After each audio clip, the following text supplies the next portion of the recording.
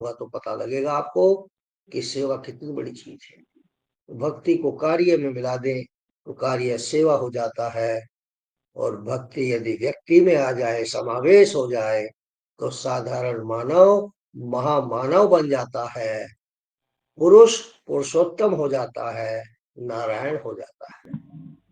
तो भक्ति में इतनी शक्ति है। किसी भी चीज में भक्ति को प्रेम में मिला दीजिए, पूजा बन जाएगा।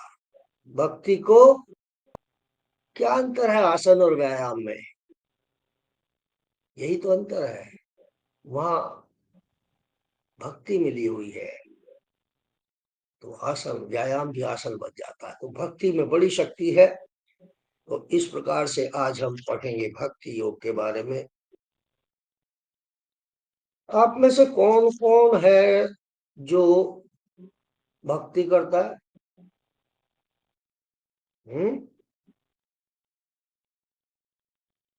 भगवान पे विश्वास कौन कौन करता है? अच्छा ये बताओ, हाथ खड़ा करो भाई। ये वीडियो सबकी बंद हो गई है। वर्तिका सिंह, ना आपकी सुबह खुलती है ना शाम को खुलती है। सुबह तो आपने बहुत डिस्टर्ब भी किया आज।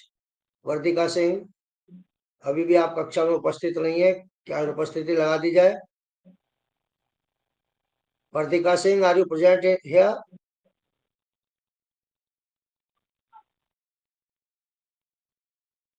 वर्तिका सिंह, अंतिम बार पूछ रहा हूं, मैं अनुपस्थिति लगा रहा हूं आपकी।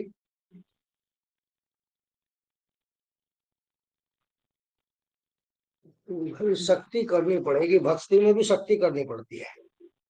वर्धिका सिंह अनुपस्थित।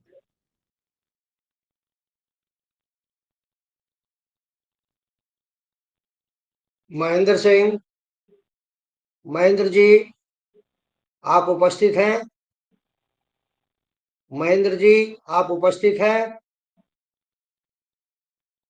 Mahendra, absent absent. सुनीता जी, सुनीता जी, जी। वीडियो क्यों बंद कर रखा है? कभी तो खोल लिया करो इसे। नित्य, इंटरनेट स्लो है, इंटरनेट नित, स्लो है मेरा नित, बस। नित्यम वर्मा, नित्यम वर्मा। ओम गुरु जी ओम। यस ओम गुरु जी। चलिए, इन दो लोगों की एब्सेंट लग गई है। नित्यम है साहब। अब देखिए, फ्लो टूट जाता। मैं कुछ, मेरे दिमाग में कुछ और आ रहा था बताने के लिए, लेकिन भूल गया। तो भक्ति जी, भक्ति भक्ति कौन कौन करता है, पूजा कौन करता है, भगवान में विश्वास कौन करता है? आप अभी बात इस पे चर्चा चल रही है। हाँ, कौन कौन भगवान में विश्वास करता, हाथ उठाएं। ये तो सारे भगवान में विश्वास करते हैं भाई। अच्छा ये बताओ, जब घर से बाहर जाते हो तो घर का ताला कौन कौन बंद करके जाता है? ताला भी सारे बंद करते हैं। तो इसका मतलब भगवान पर विश्वास नहीं है आपको।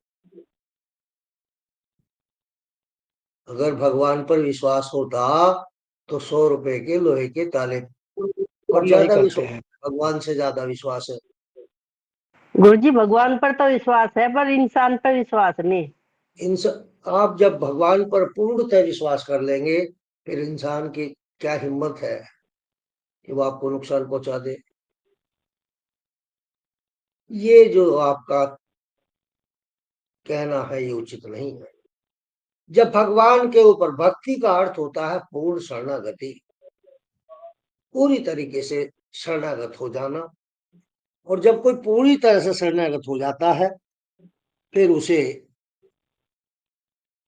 एक पल लगेगा, मुझे लाइट आ गई शायद।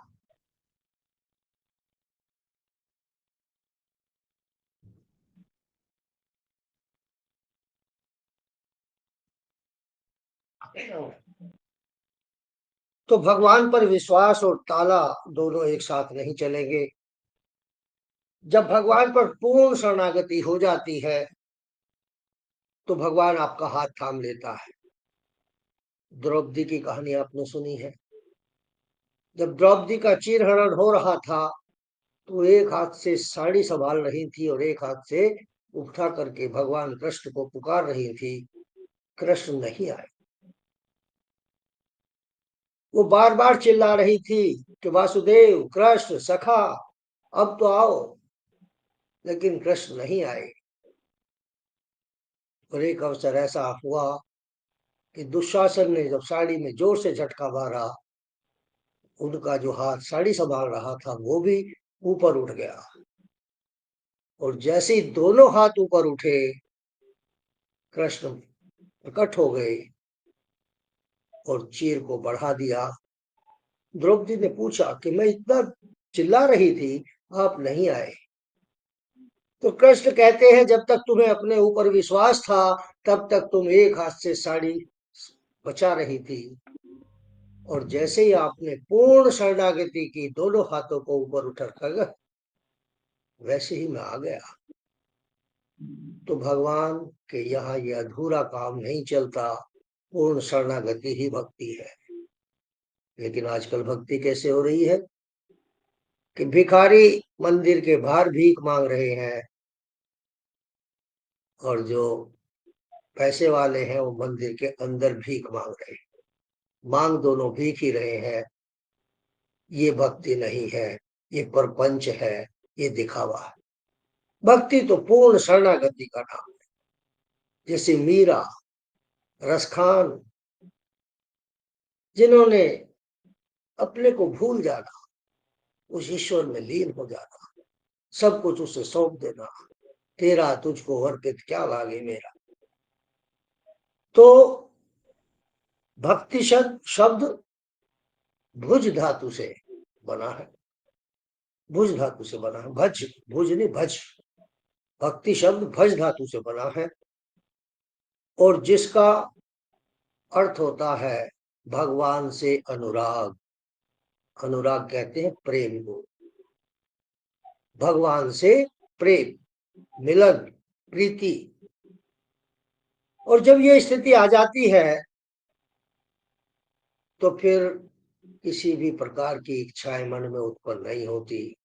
केवल एक ही इच्छा रहती है कि मुझे मेरे प्रभु के दर्शन हो जाए, मेरे प्रभु के एक बार मुझे दर्शन मिल जाए। प्रेम का ये धागा भक्त से भगवान के चरणों तक जाता है, और मनुष्य ईश्वरमय होकर के उसमें रमता चला जाता है, रमता चला जाता है। ये है भक्ति। भक्ति भक्ति के मार्ग पर चल करके भी समाधि और मोक्ष को प्राप्त किया जा सकता है। इसीलिए इसको भक्ति योग कहा गया है। और ये ज्ञान मार्ग से ज्यादा सरल है, सहज है, क्योंकि ज्ञान मार्ग पर तो वो चल सकता है जो ज्ञानी हो, जो बुद्धिमान हो, जो समझ सके कि विवेक क्या है, वैराग्य क्या है, सत्संग क्या है, सटक संपत्ति क्या है, श्रवण मनन निधि ध्यान क्या है। वो ज्ञान योग के मार्ग पर समाधि योग तक जा सकता है। लेकिन जो अनपढ़ है, जो मूढ़ है, क्या सब ऐसे लोग हैं जो इस रास्ते पर ज्ञान योग के जा सके? नहीं। लेकिन भक्ति योग के रास्ते पर हर कोई चल सकता है। तो भक्ति का मार्ग ज्ञान मार्ग से ज्यादा सहज है, सरल है। वहां किसी अक्षर की जरूरत नहीं है, वहां किसी पुस्तक ज्ञान गुरु की आवश्यकता नहीं है। वहां तो केवल और केवल समर्पण की आवश्यकता है कि समर्पण कितना है। इसे पढ़ा लिखा अनपढ़ भी इस मार्ग पर चल करके मोक्ष का अधिकारी बन सकता है। इसे प्रेम का मार्ग कहा गया है, अनुराग का मार्ग कहा गया है। और क्या कहते हैं नारद जी, प्रेम तय प्रकट होई भगवंता। भगवान तो प्रेम से प्रकट होते हैं। दिल प्रेम कहाँ होता है? दिमाग में नहीं होता, दिल में होता है। जब आप दिल से प्रेम करते हैं तो भगवान प्रकट होते हैं। लेकिन जहां उसमें बुद्धि का समावेश हुआ तो भगवान प्रकट नहीं हो। और वो तो भगवान है। संबंध भी रिश्ते भी दिल के प्रयोग करने से चलते हैं। जहां रिश्तों में, संबंधों में दिमाग का प्रयोग किया और रिश्ते टूट जाते हैं। तो भक्ति तो प्रेम मार्ग है, अनुराग का मार्ग है, और अनुराग दिल में पलता है। भक्ति का आधार, भक्ति में एक बड़ी खास बात है जो ज्ञान योग में नहीं है, क्योंकि भक्ति अहंकार रहित है। जब आप ईश्वर के सामने सर झुकाते हैं तो अहंकार से मुक्त हो जाते हैं। लेकिन ज्ञान मार्ग पर चलने से ज्ञान होने का अहंकार हो जाता है। वहां अहंकार है, भक्ति ज्ञान अहंकार से मुक्त है। नारद जी ने कहा कि उपास्य के प्रति उपासक अर्थात भक्त के हृदय में सर्वाधिक प्रेम ही भक्ति है। यानी कि एक उपासक है, यानी कि जो उपासना करता है, उपास्य वो भगवान है। उपास्य के प्रति उपासक का प्रेम जो है वही भक्ति है।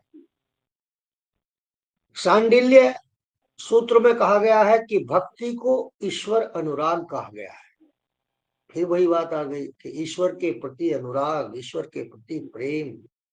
भक्ति निष्काम होती है, भक्ति में कामना नहीं होती कि भगवान जी मैं तुझे ₹1.25 का प्रसाद चढ़ाऊंगी, मेरा ये काम कर। ये कामना है। भक्ति में कामना नहीं होती। भक्ति में तो समर्पण होता है। भक्ति तो निष्काम होती है। इसमें तो निष्काम, बिना फल की इच्छा के ईश्वर की आराधना करना, उसकी सेवा करना और ये मानना कि सब कुछ को चलाने वाला, सब कुछ देने वाला वह ईश्वर ही है। मेरे जो श्वास है, मेरा जो शरीर है, इसमें जो हृदय धड़क रहा है, मेरे शरीर में जो रक्त बह रहा है, वो सब उस ईश्वर की इच्छा से बह रहा है। कल मैंने बताया था, शायद तो भूल जाता हूँ कौन से बैच में कौन सी बात बताई। अच्छा ये बताइए, आपके करने से क्या क्या हुआ अभी तक जिंदगी में?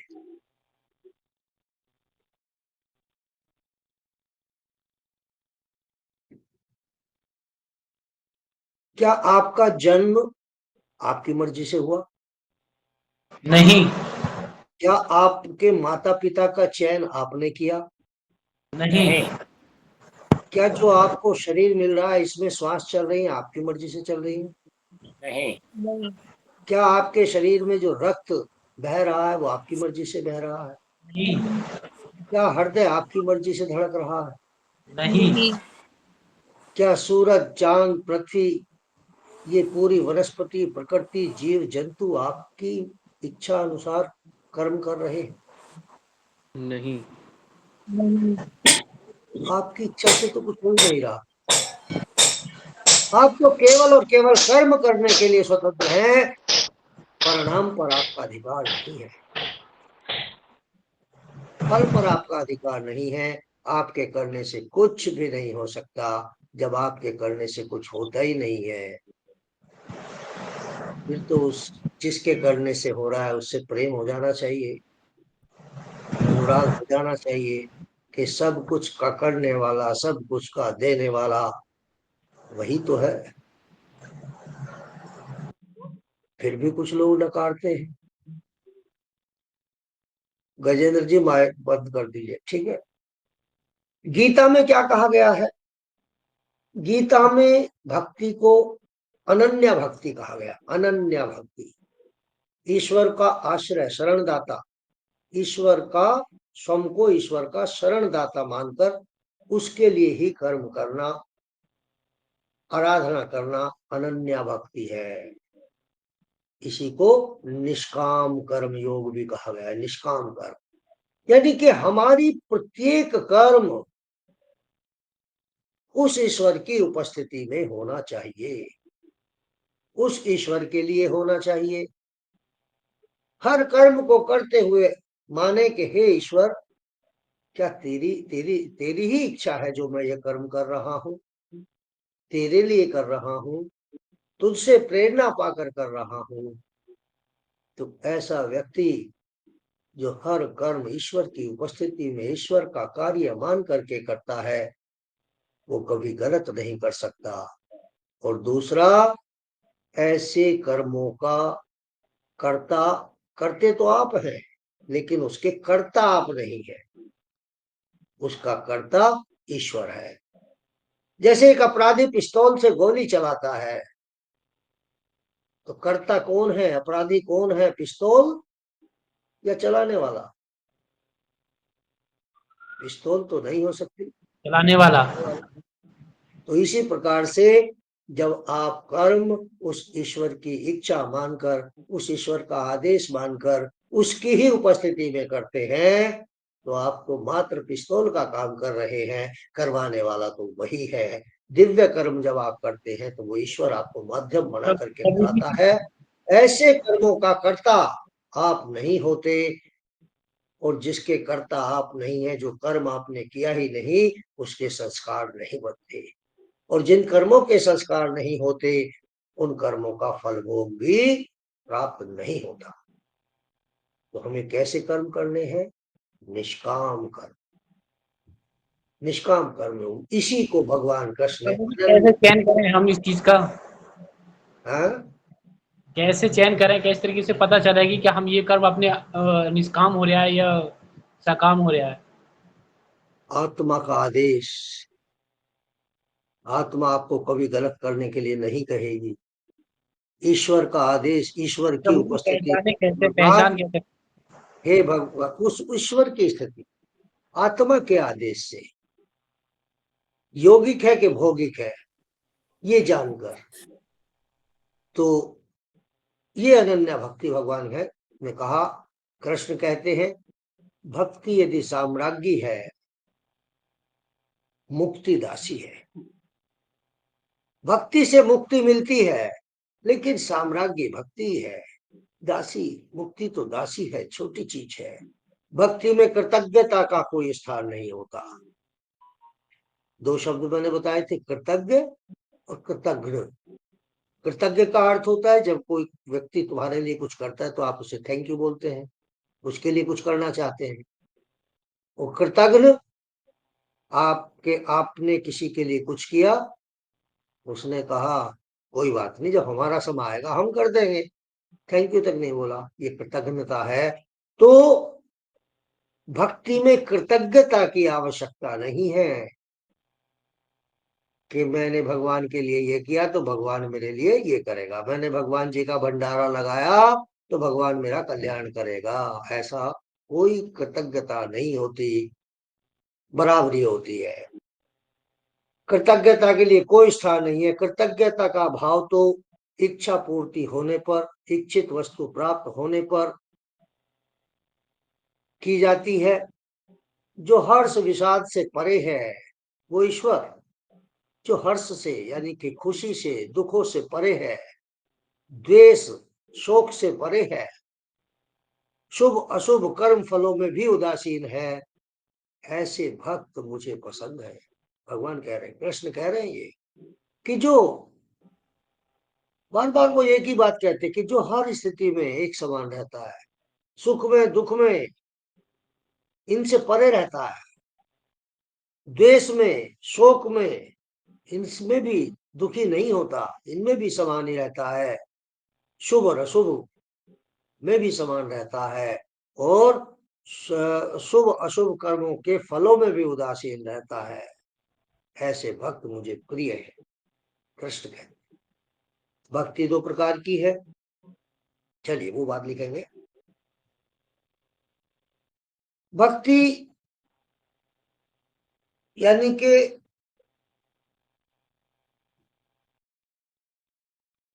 सकाम भक्ति, निष्काम भक्ति। दूसरी अपार भक्ति, पार भक्ति।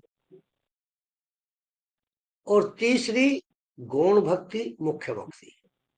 भक्ति लिख करके तीन भागों में बांट लीजिए। सकाम भक्ति, निष्काम भक्ति, ये बिल्कुल उल्टा है, एक दूसरे के विलोम है। पार भक्ति, अपार भक्ति या अपरा भक्ति भी कह सकते हैं। और गौण भक्ति मुख्य भक्ति। ये जो अपार भक्ति है इसे अहेतुकी भी कहते हैं और अपार भक्ति को हेतुकी कहते हैं। हेतुकी ब्रैकेट में लिखते हैं, अपार भक्ति और पार भक्ति। और तीसरी गौण भक्ति और मुख्य भक्ति। ठीक है। अब सकाम भक्ति क्या है, ये तो शब्द से ही समझ आ रहा है। फल की कामना से व्रत पूजा पाठ की जाने वाली भक्ति, कि भगवान मेरा एग्जाम में पास करा दे, भगवान मुझे नौकरी दिलवा दे, भगवान मुझे गाड़ी घोड़ा दिलवा दे। तो ये सब पुत्र पुत्री की कामना करना, ये कामना से, इन कामनाओं से व्रत रखना, पूजा करना, ये सकाम भक्ति है। सकाम भक्ति। दूसरी निष्काम भक्ति कौन सी होती है? बिना फल की इच्छा किए, बिना फल की इच्छा किए निष्काम भाव से ईश्वर को समर्पित होकर की जाती है। मुझे नहीं पता इस चीज का क्या फल आएगा, लेकिन मुझे ये करना अच्छा लग रहा है, मुझे कर देना चाहिए। यानी कि बिना किसी फल की इच्छा से निष्काम भाव से कर्म करना, ये कहलाती है निष्काम भक्ति। फिर होती है, फिर बताई मैंने, अपार भक्ति और पार भक्ति। अपार हेतु की और अहेतु। अपार भक्ति या अपरा भक्ति भी कह सकते हैं इसको। एक ही इष्ट देव की पूजा पाठ करना, फल फूल नैवेद्य आदि से एक ही ईश्वर की पूजा करना। कोई भगवान कृष्ण की करता है, कोई राम की करता है, कोई देवी माता को पूजता है, कोई वाहेगुरु को पूजता है। तो एक ही ईश्वर की पूजा करना, अन्य की ना करना, ये कहलाती है अपरा भक्ति, अपार भक्ति या अपरा भक्ति या हेतु की भक्ति। ठीक है। हेतु की, हेतु जिसमें हेतु है, हेतु मतलब कारण है, किसी कारण से कर रहे हैं, किसी फल की इच्छा से कर रहे हैं, ये हेतु की कहलाती है। ये सकाम भक्ति है, प्रयोजन होने से हेतु की कहलाती है। सकाम भक्ति है ये, कारण होने से, कोई प्रयोजन, कोई उद्देश्य होने से ये हेतु की कहलाती है।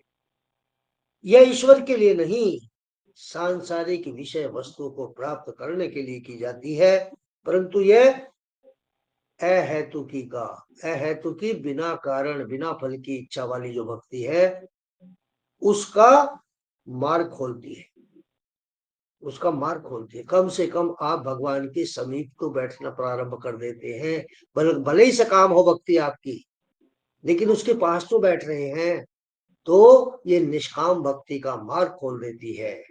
इसमें ये खूबी है अहेतुकी में, वो हेतुकी भक्ति में। ये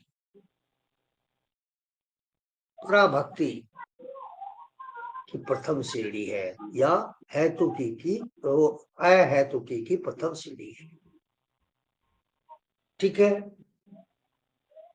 पराभक्ति या अहेतुकी भक्ति ये सर्वोच्च भक्ति है। ये सर्वोच्च भक्ति है, सबसे ऊंची भक्ति है, कि जिसमें कोई कामना ना हो, कोई फल की इच्छा ना हो, दूसरे के लिए, अपने लिए कुछ भी नहीं। सर्वे भवन्तु सुखिनः, सर्वे सन्तु निरामया, सर्वे भद्राणि पश्यन्तु मा कश्चित् दुर्भाग्। सर्वोच्च भक्ति है, इसे ही गीता में अनन्या भक्ति कहा गया, जो अभी मैंने बताई थी। निष्काम भक्ति, कोई इसमें कोई इच्छा ही नहीं है, इसमें कोई फल का कामना ही नहीं है, यह निष्प्रयोजन है, यह ईश्वर के लिए ईश्वर की आराधना है।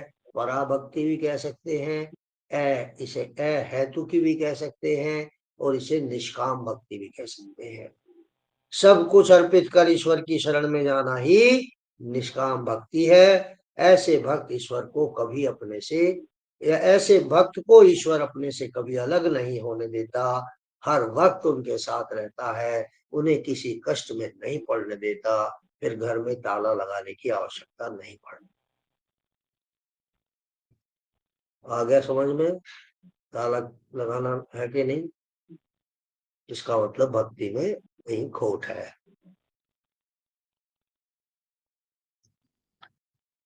तो पार भक्ति,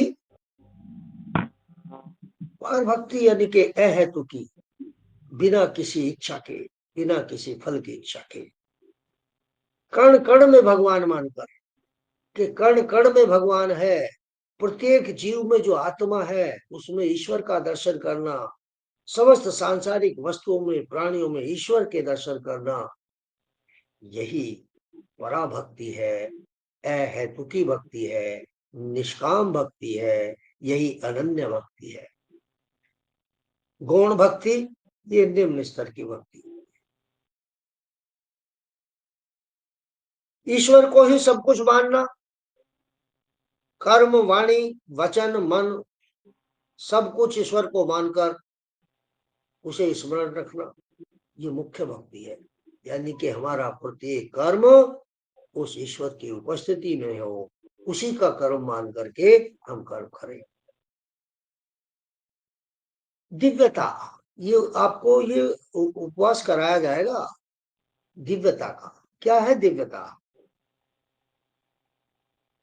दिव्य पवित्रता होती है उसमें, पुनीतता होती है उसमें, उसमें ईश्वरीय तत्व होता है, उसमें भक्ति होती है। आप घर में भोजन बनाते हैं, अपने अनुसार परफेक्शन के हिसाब से बनाते हैं, बिल्कुल बढ़िया, कोई चीज कम ज्यादा ना हो, अच्छे से स्वादिष्ट बने, परफेक्शन के साथ। लेकिन फिर भी कभी कभी ऊंच नीच हो जाती है। जब भगवान के किसी कीर्तन में, भजन में हम जाते हैं तो वहां मिलने वाला प्रसाद हमेशा ही स्वादिष्ट होता है।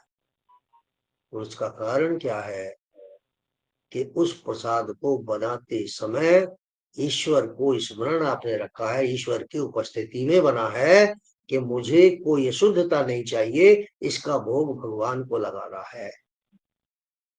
तो उसके अंदर उस भोजन जो घर में बना वो तो भोजन था, लेकिन उसमें भक्ति मिली हुई थी तो वो प्रसाद था, इसलिए वो अधिक स्वादिष्ट था। तो यदि आप घर में भी भोजन बनाएं और ईश्वर की उपस्थिति में बनाएं, ये मान करके कि प्रथम ग्रास का मैं भगवान को भोग लगाऊंगी, तो वही भोजन प्रसाद बन जाएगा और कोई चीज उसमें कम ज्यादा नहीं हो सकती, वो हमेशा ही स्वादिष्ट रहेगा। तो ये है मुख्य भक्ति, ईश्वर को ही सब कुछ मानना, कर्म से, वाणी से, व्यवहार से, वचन से, मन से ईश्वर को मानना, हर वक्त मानना, उसे ईश्वर को स्मरण रखना।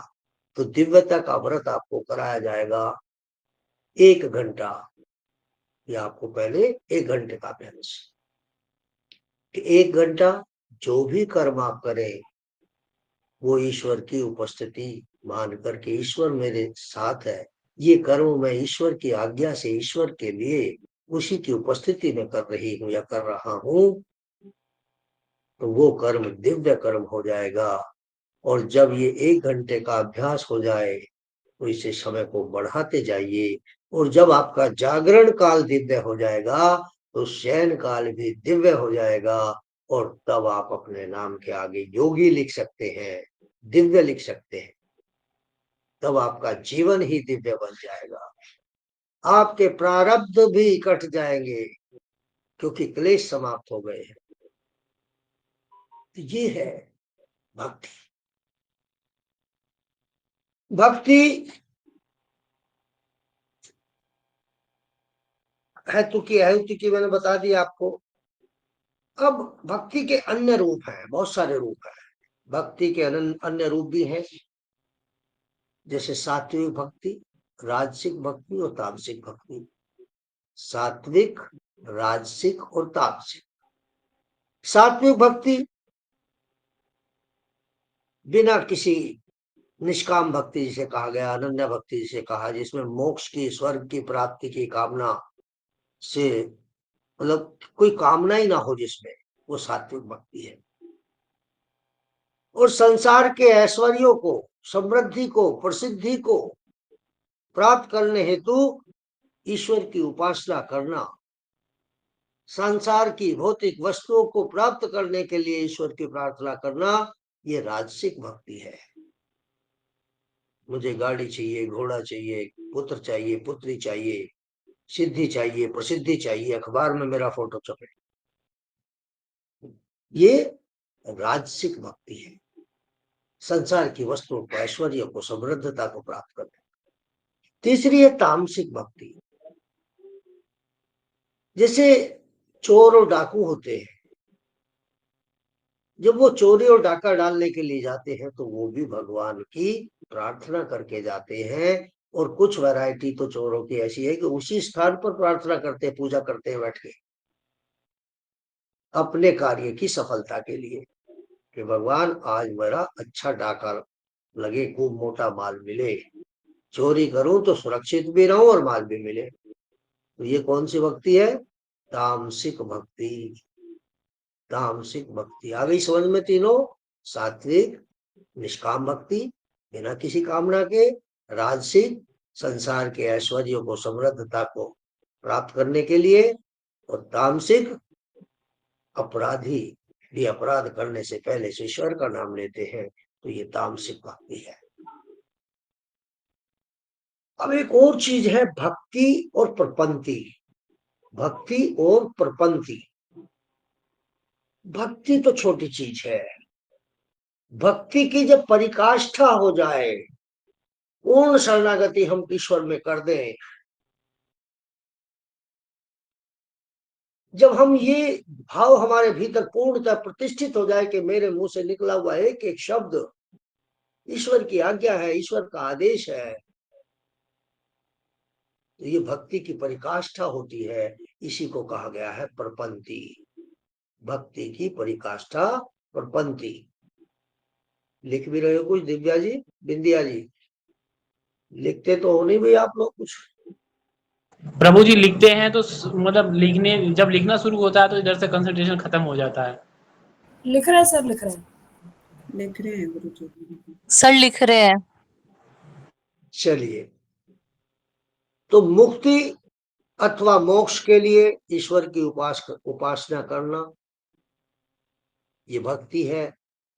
सब कुछ त्याग कर ईश्वर की शरण में जाकर के निश्चिंत हो जाना कि मेरे तो पालनहार वो ईश्वर है, हर वक्त मैं उनके साथ हूं, वो मेरे साथ हैं, तो इसको कहते हैं प्रपंति, पूर्ण शरणागति। तो भक्ति से भी ऊपर की एक नई चीज आपको मिली आज, प्रपंति। भक्ति की परिकाष्ठा, एक्सट्रीम ऑफ वर्शिप। ठीक है, भक्ति उपासना की प्रारंभिक अवस्था है। भक्ति उपासना की प्रारंभिक अवस्था है और प्रपंति उसकी परिकाष्ठा है। ये जो भक्ति आप करते हैं ना, घर में छोटे छोटे मंदिर बना रखे हैं, बेडरूम तो होगा 14x12 का, ड्राइंग रूम उससे भी बड़ा, किचन उससे भी बड़ी, और भगवान जी का मंदिर कमरे की एक दीवार में छोटा सा आला बना के उसमें बैठा दिया। जो इतना विराट है कि जिसमें सारा संसार, सारा ब्रह्मांड समाया हुआ है, उसको आपके घर में कितनी जगह मिली? तो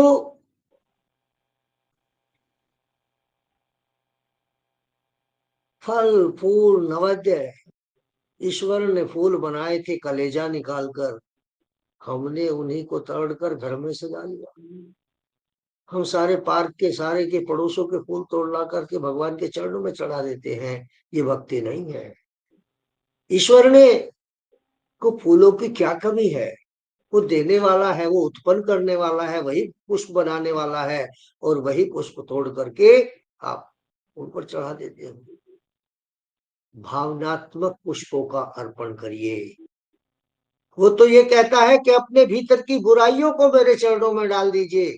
ये पुष्पों में नहीं बनाए हैं, अपने भीतर की विद्रुपताओं को, बुराइयों को, विकारों को मेरे चरणों में डाल दीजिए, आप स्वयं पुष्प बन जाएंगे। ये कहते हैं ईश्वर। ये भक्ति है। उसकी नाक के आगे अगरबत्ती महंगे वाली लाके सजाना, उसके मंदिर में बल्ब जलाना, उसके ऊपर पुष्पों की वर्षा करना, ये भक्ति नहीं है, ये निम्न स्तर की गौण भक्ति है। अब आती है आराधना की दृष्टि से भक्ति के दो रूप हैं, एक है प्रतीक भक्ति, एक प्रतिमा भक्ति। प्रतीक भक्ति और प्रतिमा भक्ति यानी कि प्रतीकों की रूप में पूजा करना, प्राकृतिक वस्तुओं, शक्तियों को ईश्वर मानकर उनकी पूजा करना। जैसे हम सूर्य की उपासना करते हैं, चंद्र की उपासना करते हैं, तुलसी की उपासना करते हैं, केले की उपासना करते हैं, पीपल के पेड़ की भी उपासना कुछ लोग करते हैं। ये क्या है? प्रतीक है। तो ये प्रतीकात्मक उपासना कहलाती है। प्राकृतिक वस्तुओं को ईश्वर की शक्ति मानकर, ईश्वर मानकर उनको पूजना। प्रतिमा भक्ति ईश्वर मानकर मूर्तियों की, प्रतिमाओं की पूजन करना। मूर्ति पूजा ही प्रतिमा भक्ति है। मूर्ति पूजा प्रतीक की हो या प्रतिमा की हो, है प्रतीकात्मक ही।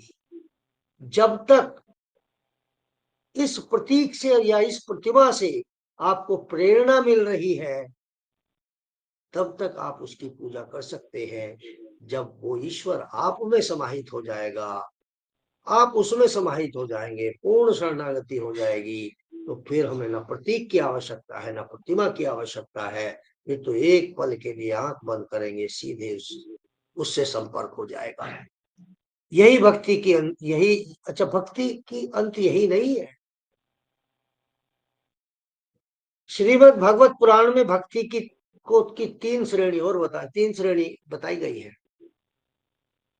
तीन प्रकार के भक्त बताए गए हैं: साधारण भक्त, उत्तम भक्त और मध्यम भक्त। साधारण भक्त, उत्तम भक्त और मध्यम भक्त। साधारण भक्त जो आप पूजा करते हैं, मूर्ति की पूजा करना, उसमें फल फूल नैवेद्य वस्त्र आदि चढ़ाना, पंखा लगाना, एसी लगाना उसके चारों तरफ, तो ये कहलाती है साधारण भक्ति, निम्न स्तर की साधारण भक्ति। मध्यम भक्त ईश्वर के प्रति अनुराग, ईश्वर भक्तों से मैत्री भाव, अज्ञानियों के प्रति सहानुभूति, शत्रुओं के प्रति उदासीनता का भाव रखने वाले मध्यम भक्त। ईश्वर के प्रति अनुराग, प्रेम, ईश्वर भक्तों से भी प्रेम, प्रत्येक व्यक्ति में, प्रत्येक जीव में आत्मा को देखना, अज्ञानी उनके प्रति सहानुभूति रखना, करुणा रखना, वात्सल्य की भाव रखना, शत्रुओं के प्रति उदासीनता रखना, ये मध्यम भक्ति कहलाती है। भक्ति वही नहीं है कि सुबह को मंदिर में पूजा करनी है, साष्टांग नमस्कार करना है ना। आप अपने व्यवहार में, वाणी में, कर्म में ईश्वर के प्रति अनुराग दिखे, ईश्वर के भक्तों के प्रति प्रेम दिखे, जीव जंतुओं के प्रति, अज्ञानियों के प्रति सहानुभूति हो, दुष्टों के प्रति उदासीनता हो, तो ये भक्ति, ये है भक्ति। उत्तम भक्ति समत्व भाव, निरपेक्ष भाव रखने वाला, सबके प्रति एक समान भाव रखने वाला, सुख में, दुख में, हार में, जीत में एक जैसा भाव रखने वाला, सभी पदार्थों, घटनाओं को ईश्वर का साक्षात्कार करना कि जो भी कुछ घटा है वो ईश्वर की इच्छा से घटा है, मनसा वाचा कर्मणा से ईश्वर को समर्पित रहना, सभी प्राणियों को ईश्वर की संतान मान करके उनसे निश्चल प्रेम करना, यही उत्तम भक्ति है, यही उत्तम भक्ति है। तो इसके बाद आती है नवधा भक्ति। नवधा भक्ति किस किस को पता है? नवधा भक्ति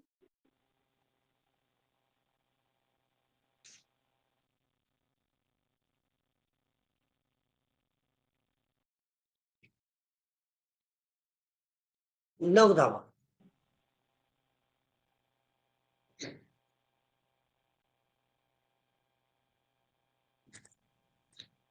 नवधा भक्ति अर्थात 9 प्रकार की भक्ति। आपके पीडीएफ में 9 प्रकार की भक्ति लिखी है, तो इसे पढ़ाने का कोई लाभ नहीं है, आप पीडीएफ से पढ़ें, ठीक है, समय बचेगा थोड़ा सा।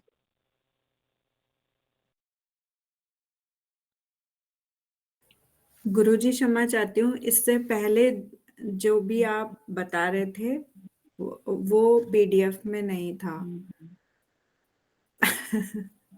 मैं देखो, बहुत ढूंढती रही कि कहाँ से पढ़ा रहे हैं, मैं देखूं कहाँ से पढ़ा रहे हैं, पर वो नहीं था पीडीएफ में।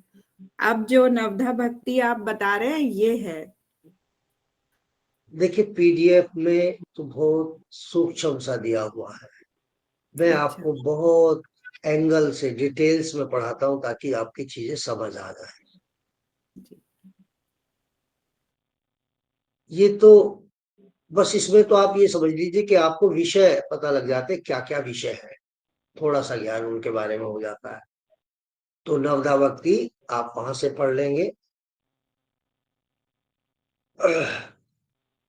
नवधा भक्ति कहूँ तो ही पाही, सावधान सुन धरु मन माही। प्रथम भक्ति संतन कर संगा, दूसरी भक्ति मम कथा प्रसंगा। ये तुलसीदास की भक्ति है। सावधान होकर सुन, मैं तुझसे अपनी भक्ति कहता हूं। पहली भक्ति संतों का संग। संतों का मतलब ये नहीं है कि जिन्होंने गेरुए कपड़े पहन रखे हैं, भगवा पहन रखा। भगवा पहनकर तो रावण भी सीता का हरण करके ले गया। संतों का मतलब जिनकी भीतर विकारों का शमन हो चुका है, जिसके भीतर विद्रुपताएं समाप्त हो चुकी है, पवित्रता आ चुकी है, जिसका चित्त ठहर चुका है, वो संत है। तो संतों के संग अर्थात सत्संग। तो सत्संग जो है यानी कि महापुरुषों का प्रवचन सुनना, प्रमाणिक शास्त्रों का अध्ययन करना, यही सत्संग है। दूसरी मेरे कथा प्रसंगा, यानी कि उस ईश्वर के कथाएं करना, उसकी लीलाओं का वर्णन करना। हे ईश्वर मालिक, हे दाता, हे जगत नियंता दीन बंधु, हे परमेश्वर जग के वालिक, हे दयावान, हे महानिदान, आपदा प्रबंधन के स्वामी, हे परमेश्वर अंतर्यामी। तू ही ओम है, तू ही व्योम है, तू निराकार, तू ही साकार।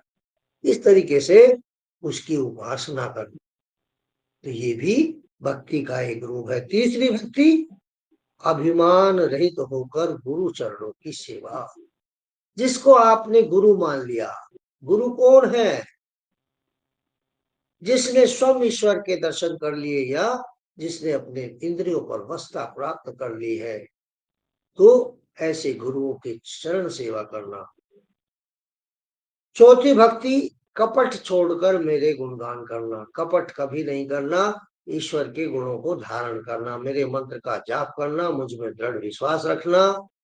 छठी भक्ति इंद्रिय निग्रह, यानी कि इंद्रियों पर नियंत्रण, इंद्रिय निग्रह। सातवीं भक्ति सारे जगत को, उसके जीव जंतु को एक भाव से समभाव से देखना, मुझ में ही देखना कि सब ईश्वर है। चारों तरफ ये जो चेतना दिख रही है, जो एक जीवंतता दिख रही है, ये सब ईश्वर है। आठवीं भक्ति जो मिल जाए उसी में संतोष से जीना। और नौवीं भक्ति परायों के दोष न देखना, पराध्याय ना करके स्वाध्याय करना। ये आपका भक्ति योग। अब आता है कर्मयोग। कर्मयोग, कर्म किसको कहते हैं? सबसे पहले तो आप मुझे ये बताएं, सब विद्वान लोग हैं यहाँ पर, कर्म किसको कहते हैं?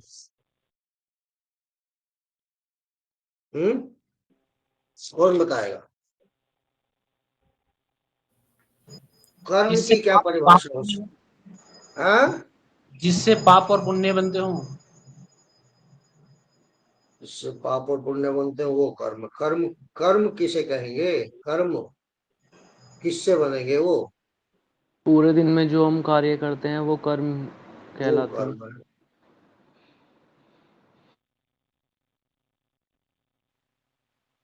सर इससे जो भी हलचल होती है उसे कर्म कहते हैं।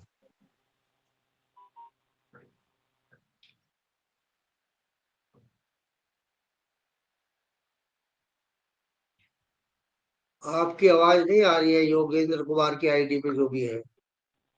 देखो कितने महान लोग हैं, 15 लोग 16 लोग रह गए हैं 26 में से। क्या मैं अच्छा नहीं पढ़ाता? वो नुंगे की आवाज आ रही है। कुछ क्लास क्यों वो छोड़ के चले आज जाते लोग? सही की है।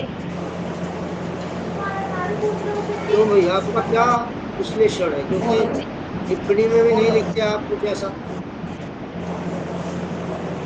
अपने कार्य को निष्पक्ष रूप से करना और अपने ही काम को ध्यान लगाकर जो काम किया जाता है वही सबसे बड़ा कर्म है। भाई बंद कर लीजिए भाई, आवाज माइक बंद कर लो। बहन जी माइक बंद कर लीजिए। योगेंद्र कुमार की आईडी पे जो भी है निष्ठापूर्वक करना और उसी में लगन, जिस भी काम को हमने प्रण लिया है उस कार्य को पूरा करना कर्म कहलाता मेरी आवाज मिल रही है आपको? है। आपके फोन में कुछ दिक्कत है ना? तो आपकी आवाज किसी को सुनाई दी ना आपको मेरी आवाज सुन रही? कर्म मन वाणी व इंद्रियों से की जाने वाली चेष्टा। मन वाणी इंद्रियों से किया जाने वाला प्रयास कर्म कहलाता है। जो हमारी कर्मेंद्रियां हैं, ज्ञानेंद्रियों से, मन से इनको आदेश मिलता है ज्ञानेंद्रियों को, ज्ञानेंद्रियों से कर्मेंद्रियों को। तो मन वाणी और इंद्रियों के द्वारा की जाने वाली चेष्टा या प्रयास वही कर्म कहलाता है। एक कर्म कर्म है, लेकिन एक से अधिक कर्म का जब स्टोर हो जाते हैं, भंडारण हो जाता है, तो उसको कहते हैं कर्माशय। कर्माशय मन, इंद्री और शरीर, कर्म के ये तीन साधन है। कर्म करने के लिए, कोई भी भोग भोगने के लिए हमें इंद्रियों की आवश्यकता पड़ती है। तो मन वाणी शरीर इंद्रिया, ये जो है। नहीं जाती। नित्य वर्मा माइक बंद कर दो कृपया। उन कर्मों के मूल में संस्कार होते हैं। आज जो आप कर्म कर रहे हैं वो आज के अनुसार नहीं कर रहे। पूर्व जन्मों में जो कर्मों के संस्कार आपके बने हैं, उन संस्कारों के अनुसार इस जन्म में विचार उत्पन्न हो रहे हैं, इच्छाएं उत्पन्न हो रही हैं। और उन विचारों के और इच्छाओं की पूर्ति के लिए आप आज कर्म कर रहे हैं। अर्थात वर्तमान में जो आप कर्म कर रहे हैं, इनका संबंध भी पूर्व जन्मों में के संस्कारों से है। हाँ, एक कसाई है, भैंसे काटता है, गाय काटता है, जानवर काटता है, तो अगले जन्म में भी उसके मन में जो विचार उत्पन्न होंगे वो इसी तरह के मार काट वाले होंगे, और फिर वो यही काम करेगा। तो इस जन्म में जो आप द्वारा कर्म किए जा रहे हैं, इनका संबंध भी पूर्व जन्मों के संस्कारों से है। तो पूर्व जन्मों के संस्कारों से प्रेरित होकर के ही मनुष्य इस जन्म में भी कर्म करता है। ठीक है, तो कर्मों के मूल में क्या हुआ? संस्कार। जो भी कर्म करते हैं उसका फल अवश्य मिलता है। एक भी कर्म ऐसा नहीं है, छोटे से छोटा, जिसका फल आपको नहीं मिलेगा। कुछ का तुरंत मिल जाता है, कुछ का इसी जन्म में मिल जाता है, और कुछ कर्म संचय हो जाते हैं जिनका फल अगले जन्मों में प्राप्त होता है। यहां तक कि कर्म केवल वही नहीं है जो आपने शरीर, यहाँ मन भी आया है, मन वाणी शरीर। मन में जो आपके विचार चल रहे हैं दूसरे के प्रति अच्छे या बुरे, वो भी कर्म है, उनके भी संस्कार बनते हैं। आप किसी एक ही तरह के विचार में डूबे रहिए, वो संस्कार बन जाएगा, और जो संस्कार बन जाता है उसका फल भोग भी प्राप्त होता है। अर्थात आपके मुख से निकली हुई वाणी जो शब्द हैं वो भी कई गुना करके वापस आप ही के पास आते हैं। आप किसी को अच्छा बोल के देखिए तो 10 गुना वापस आएंगे।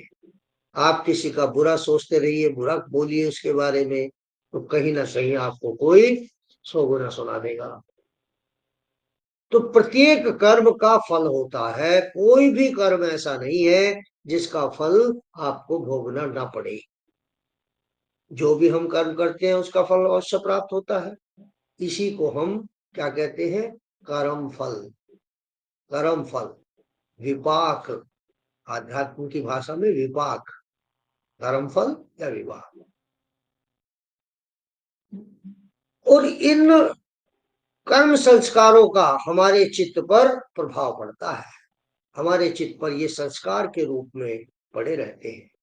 जो चित्त हमारा है उसमें संस्कार के रूप में पड़े रहते हैं। जो भी, ओ माय गॉड, चलिए आगे नहीं पढ़ाएंगे, समय हो गया है और विषय लंबा है।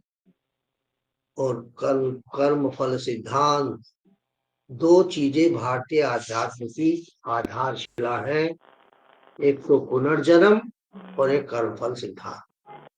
जैसे कर्म करेगा वैसे फल देगा इंसान। भारत के बच्चे से पूछ लो कि जैसे कर्म करेगा वैसे फल मिलेंगे। कितना बड़ा आध्यात्म का ज्ञान हमारे यहाँ अनपढ़ आदमियों को है। तो कर्म फल कल आपको पढ़ाएंगे, कर्म पढ़ाएंगे, कर्म संस्कार पढ़ाएंगे, और कहाँ कहाँ आप गलतियां कर रहे हैं वो भी बताएंगे। कर्म फल जान लेने के बाद, कर्म फल सिद्धांत को जान लेने के बाद हमारे कर्म मर्यादित हो जाते हैं। हमें पता ही नहीं होता कि हम कर क्या रहे हैं, क्योंकि ज्ञान नहीं है। ज्ञान होने के बाद भी यदि कर्म गलत करते हैं तो उसका दंड तो कई गुना मिलता है। वकील यदि अपराध करे तो उसकी सजा ज्यादा है कानून में भी।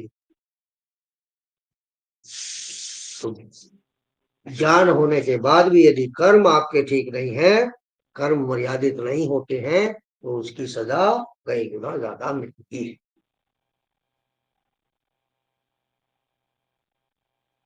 अब बताइए, ये छोटे लाल वर्मा जी, जब मैं आने पढ़ाने बैठा था तो 26 लोग थे। जी हाँ सर। अब यहाँ मेरे सहित 16 लोग हैं।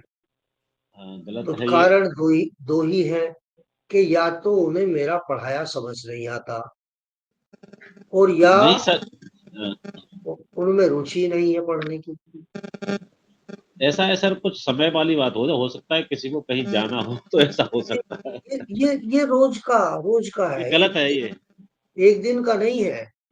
हाँ, एक दिन का नहीं है। या तो विषय इतना बोरिंग है कि उन्हें आलस्य आने नहीं लगता विषय, होगा, नींद आने नहीं लगती। विषय तो आप विस्तृत तरीके से डिटेल्स में बताते हैं, आप बहुत अच्छा बताते हैं।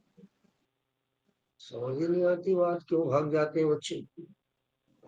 गुरुदेव, विषय तो बड़ा इंटरेस्टिंग है, हाँ हाँ, बहुत अच्छा है। कम पड़ जाता है।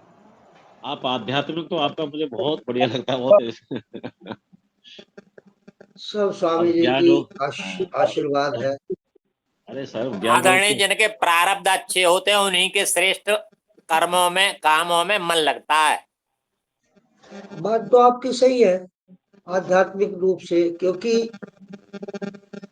आज अगर हम योग के क्षेत्र में हैं तो ये हमारे किसी प्रारब्ध का ही तो परिणाम है।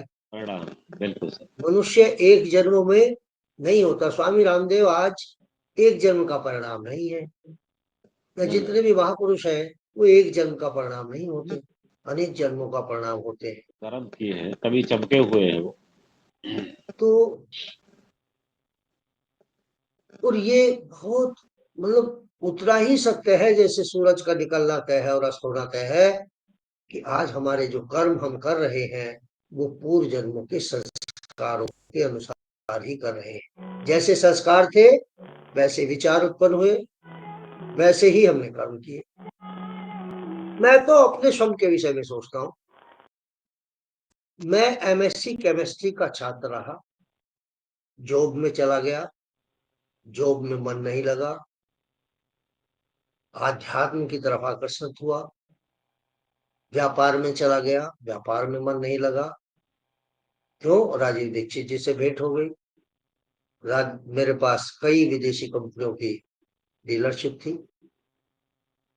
विदेशी कंपनियों से घृणा उत्पन्न हुई। राजीव दीक्षित जी के कारण काम बंद करना पड़ा, लाखों रुपए का नुकसान उस समय पे हो गया, 20 साल पहले। इधर आ गए तो अध्यात्म में ऐसे रम गए कि अब एक पल भी, एक मिनट भी मिलती है तो नया जानने का प्रयास करते हैं। और क्योंकि आध्यात्म की कोई सीमा नहीं है, बहुत बड़ा ज्ञान है, बहुत सागर है ये। तो ये सब हमारे प्रारब्ध का ही परिणाम है। प्रारब्ध अपनी तरफ खींच करके ले जाता है। स्वामी रामदेव बचपन में जब ये पता नहीं था गुरुकुल क्या होते हैं, तो बचपन में 6 साल की उम्र में ये कहने लगे थे मुझे तो साधु बनना है, सन्यासी बनना है। वो प्रारब्ध उनको खींच रहा था। ये जो बच्चे आज यहाँ योग में बैठे हैं, ये कैसे पता चलेगा हमें कि ये प्रारब्ध से हुआ है या फिर हमारा अगला कर्म बना है? प्रारब्ध से ही विचार उत्पन्न होते हैं, विचार से कर्म उत्पन्न होते हैं, कर्म से फिर संस्कार बनते हैं आगे के लिए। कुछ इस जन्म में भोगोगे, कुछ अगले जन्म में, कुछ उससे अगले जन्मों में। एक साथ सभी कर्मों का फल भोग नहीं मिल सकता, धीरे धीरे मिलता। और ये भोग योनि है। यहाँ तो ईश्वर ने भी जब अवतार लिए हैं तो उनको भी सुख और दुख हुए हैं, उनकी आंखों में भी आंसू आए हैं और उनके चेहरे पर भी हंसी आई है। तो ये तो इस लोक का ही दोष है। यहाँ आता ही वह है मनुष्य योनि में जिसे भगवान परीक्षा के लिए भेजता है। 2 कामों के लिए तो आपका जन्म हुआ है, 2 कामों के लिए। एक तो पूर्व जन्मों के फल भोग के लिए, क्योंकि फल कौन भोगेगा? सह शरीर आत्मा, तो शरीर जन्म लेना पड़ेगा। और दूसरा, वो ईश्वर कहता है कि तेने लाखों जन्म तेरे हो चुके, बार बार तू वही कर्म करता आ रहा है, वही कर्म करता आ रहा है।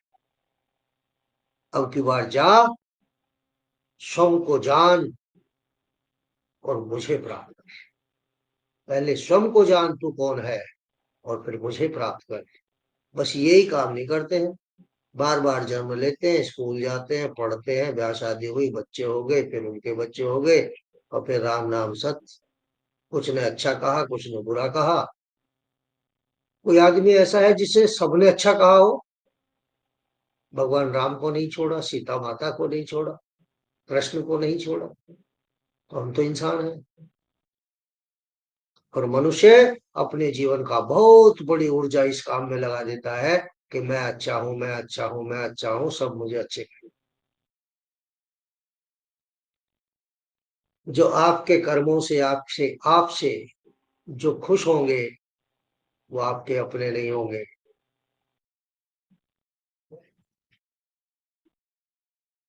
दूसरे खुश होंगे। जो खुश होंगे अपने कभी खुश नहीं होते, और जो खुश होते हैं वे अपने नहीं होते। ये जीवन का सत्य है। चलिए सर, एक छोटा सा प्रश्न था जी। सर। जो ये नवधा भक्ति थोड़ा सा आपने परिचय दिया सर, इसमें जो 9 मार्ग बताएं, तो ये सर ये 9 अलग अलग भक्ति के मार्ग हैं, एक ही मार्ग के अंतर्गत, या एक दूसरे के उपादान हैं ये सब? अलग अलग मार्ग है। कोई दास्य भक्ति है। हनुमान जी अपने को दास समझते थे भगवान राम का, तो उन्होंने दास की तरह सेवा की। सुदामा जी कृष्ण को अपना मित्र समझते थे, तो वो दूसरी तरह की भक्ति हो गई। लक्ष्मी जी हर वक्त सेवा करती हैं, नारायण के चरणों पे, तो अलग भक्ति होगी। तरीके अलग अलग है, नदियां हैं, सागर एक ही है, सारे रास्ते जाते वही है। वर्धिका जी, प्रातः आपने बहुत ही व्यवधान उत्पन्न किया, आपने माइक खोल के छोड़ दिया और फिर वार्ता चलती रही और फिर कैसे कैसे वो गाने चलते रहे उसमें। और आज भी आपको मैंने कम से कम 20 आवाजें लगाई हैं, आप क्लास में उपस्थित नहीं थे। ऐसा क्यों भाई? जहां और लोग चले गए आप भी चले जाते। बेटा देखो, संकल्प रहित जीवन मृत्यु के समान है और मृत्यु जीवन का संकल्प है। यदि जीवन में अनुशासन नहीं है तो वो जीवन मानव जीवन नहीं कहला सकता। सर वो मेरा एग्जाम था तो मैं थोड़ा ट्रैवल कर रही थी अभी, इसलिए वो सुबह धोखे से हो गया। मैं क्लास तो ले रही थी बट मैंने अपना वीडियो ऑफ कर रखा था, माइक धोखे से खुल गया। सुबह क्या हुआ एग्जाम था? की वजह से अभी 2-3 दिन ट्रैवल चल रहा था, इसलिए मेरा वीडियो ऑफ रहता है। सुबह क्या वीडियो खुला रह गया, गाने चल नहीं, रहे, माइक तो धोखे से खुल गया था मेरे से। पढ़ तो तब भी नहीं रही थी तुम। एग्जाम नहीं था, सर, पढ़ाई नहीं हो रही थी, उसमें गाने बज रहे थे। नहीं सर, मैं ट्रैवल कर रही थी, रास्ते में थी। सुबह 5 बजे। हाँ। देखिए ध्यान रखिए, ये सब छोटी छोटी बातें हैं। तो आज ही धोखे से हो गया था, माफी माफी चाहती हूँ वो। और अभी मैं सुबह भी मेरा वीडियो ऑन नहीं इसलिए रहता है क्योंकि वो क्लासेस की वजह से मैं बस देख लेती हूँ, क्लास योगा नहीं कर पा रही प्रॉपर। योगा नहीं बोला करो, योग बोला करो। हाँ, योग। 2-3 दिन मेरा एग्जाम है, बस इसलिए 2-3 दिन मेरा वीडियो ऑफ रहेगा, मैं किस क्लासेस चीज सुन के लेती हूँ काय फिर। का एग्जाम दे रहे हो? किस चीज के? अभी तो एक बीएड का एग्जाम था, बाकी मेरे कॉलेज के एग्जाम है। कॉलेज के एग्जाम तो खत्म हो गए होंगे अब। नहीं, एमए के एग्जाम चल रहे हैं। मेरी धर्म पत्नी डिग्री कॉलेज में हेड ऑफ द डिपार्टमेंट है, मेरठ कॉलेज, मेरठ, जो एशिया का, मतलब एशिया का नहीं तो उत्तर प्रदेश इसका तो है ही, भारत का तो बिगेस्ट कॉलेज, आगरा कॉलेज से भी बड़ा है। और यहाँ सारे एग्जाम खत्म हो चुके हैं। सर दिल्ली यूनिवर्सिटी का था। दिल्ली के 4 तारीख में खत्म हो गए, मुझे मालूम है, डीयू के। जो मतलब कि जो गैप वाली वो होती है प्रॉपर, वैसे नहीं। चलो होते रहते हैं वैसे एग्जाम, तो किसी न किसी चीज के चलते ही रहते हैं, कोई हाँ, बात नहीं। अभी देखिए 2 दिन में मैंने हम वीडियो तो थोड़ा आपको ऐसे। समझा सकते हैं। नहीं सर, मेरे को क्लास लेनी होती है इसलिए मैं क्लास ले लेती हूँ, योग नहीं कर पा रही सुबह अभी मैं, इसी वजह से बस। शांति पाठ कराइए, कौन नहीं कराएगा? गुरुदेव बोल रही है, एमए के एग्जाम चल रहे हैं, सीसीएस में भी चल रहे हैं और बाकी देवी में भी चल रहे हैं। हमारे यहाँ तो शायद समाप्त हो गए। नहीं नहीं, चल रहे हैं, मेरी गुड़िया दे रही है। शांति पाठ कराए, कौन कराएगा? देखिए 2 दिन और हैं, जो है 6 और 7 13 तारीख के बाद आप ही लोग कराएंगे, हम कोई वो नहीं कराएगा। किसी का भी नाम लेकर के बोला जाएगा, मंत्रोच्चार कराइए, तो या तो आप कराएंगे या फिर आप वीडियो बंद कर लेंगे। मेरुदंड सीधा कीजिएगा सभी, मेरुदंड। ओम व्योम शांति अंतरिक्ष शांति पृथ्वी शांति आकाश शांति औषधय शांति वनस्पत शांति विश्वदेव शांति ब्रह्म शांति सर्वभौम शांति शांति देव शांति सामा शांति देवी। ओम शांति शांति शांति।